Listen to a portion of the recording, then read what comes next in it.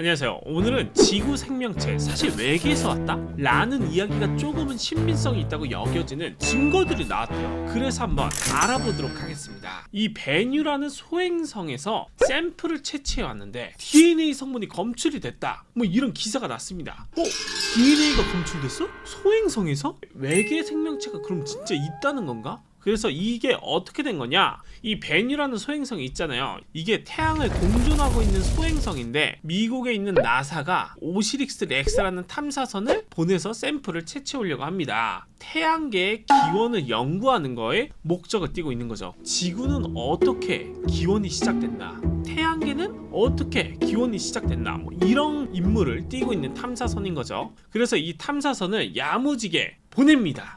렉스 빨리 저기 베뉴로 갔다 와. 그래서 2016년 9월에 이제 쏘아 올립니다. 2년 만에 도착을 했어요. 그러면 이제 도착했으니까 흙 한 점 퍼가지고 지구로 고고 이러면 되는데 2년이나 걸려서 도착을 했잖아요. 탐사선이 막 부셔져서 끝나. 조심스러운 거죠. 이 소행성 어느 부분에 도착해야 제일 안전하면서 또 어느 부분을 또 퍼야지 또 잘 팠다고 소문이 날까, 나사에 있는 직원들이 어마어마하게 계산을 합니다. 이게 얼마나 계산을 많이 했으면은 2년 동안 걸린다고 해요. 4곳 정도가 최종적으로 선정이 되는데 그 4곳 중에서 나이팅게일인가 그 부분에서 이제 들어갑니다. 지금 보이시죠? 이렇게 바로 하고 진공청소기 마냥 이제 흡입을 하는 거죠. 이 크레이터에 정확히 내려가서 지금 하고 진공청소기 마냥 흡입한 거죠. 진공청소기 마냥 이렇게 빨아들여서 이제 채웁니다. 흡입을 했으면 이제 다시 지구로 돌아오면서 오염이 되지 않아야 되잖아요. 요 소뚜껑 같이 생긴 거 있죠? 이게 완전하게 밀봉을 해준다 그래요.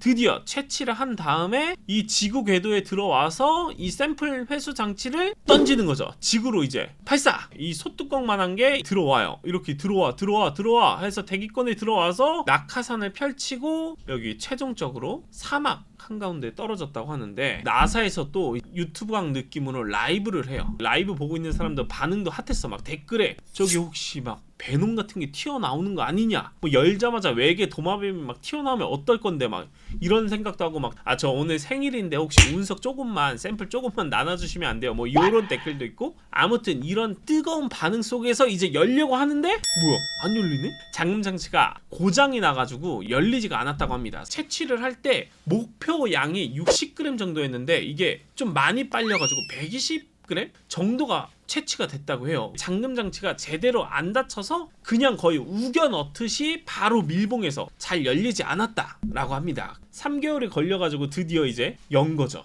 여기 요 안에 보이세요? 요 밀실 같은 데서 이 오염되지 않은 이 공간에서 열었어요. 드디어 그렇게 해서 열었는데, 와, 결과가 놀라운 거예요. 외계에서 온 게 아니냐, 뭐 이런 말이 제가 그냥 하는 말이 아니라 지구생명 기원 가설이 3가지 정도가 있거든요. 열수분출공 생명 기원설, 그리고 화학 진화설, 유기물 외계 유입설, 이렇게 3가지가 있는데, 열수분출공 생명 기원설이 뭐냐, 심해에 있는 열수분출공에서 높은 온도와 화학 에너지가 초기 생명체 탄생의 원동력이 되었다는 그런 가설이 있습니다. 그리고 이 가설이 사실 이번에 발견된 그 DNA 전에는 가장 신뢰도가 있는 좀 그런 가설 중에 하나였던 거죠. 그리고 화학 진화설, 원시지구의 대기에서 번개나 자외선 등의 에너지로 인해 단순한 무기물이 유기물로 변화하고 점차 복잡한 막 생명체로 진화됐다는 뭐 그런 가설이 있습니다. 유기물 외계 유입설, 바로 생명의 기본 재료가 운성이나 해성을 통해 지구에 도착해서 생명이 탄생했다. 사실 제일 신빙성이 떨어지는 가설 중에 하나였죠. 이번에 베뉴에 있는 샘플에서 나온 걸 보고 유기물 외계 유입설이 좀 어느 정도 신뢰도가 있다라고 막 급부상한 거죠. 그래서 뭐가 나왔길래 이렇게 급부상을 하냐, 바로 아미노산 33종이 나왔다고 합니다. 지구의 생명체를 이루는 데 사용되는 성분이 무려 14종이나 발견됐다고 합니다. 진짜 신기한 거죠. RNA, DNA 이런 거 들어보셨죠? 이거에서 구성 요소가 5가지가 있는데, 아데닌, 구아닌, 사이토신, 티민, 우라실, 이 모두가 이 샘플에서 전부 발견이 됐다고 합니다. 그러니까 이제 사람들이 난리가 난 거야. 인간이 레고 완성본이라고 예를 들어요. 그러면은 이 여러 레고 블록들이 막 있을 거 아니에요. 이 여러 개의 블록들이 이 소행성에 있었다는 거죠. 와, 그러니까 이제 생명을 만드는 재료가 발견이 된 거죠. 나머지 이제 19종은 엄청 희귀하거나 아직 알려지지 않은 종류라고 합니다. 채취한 샘플들이 얼마나 어마어마하냐면 네이처 같은데 논문으로 바로 실렸다고요. 그러니까 이 의미가 뭐냐? 베뉴 같은 소행성들이 우주의 거대한 화학 공장이라고 볼 수 있는 거죠. 이런 화학 공장에 있던 것들이 막 지구로 떨어져서 이 블럭 하나하나가 막 오밀조밀 막 모이면서 이제 합쳐지고 막 해서 지구의 생명체를 만드는데 도움이 되지 않았을까? 혹시 우리의 기원은 외계가 아닐까?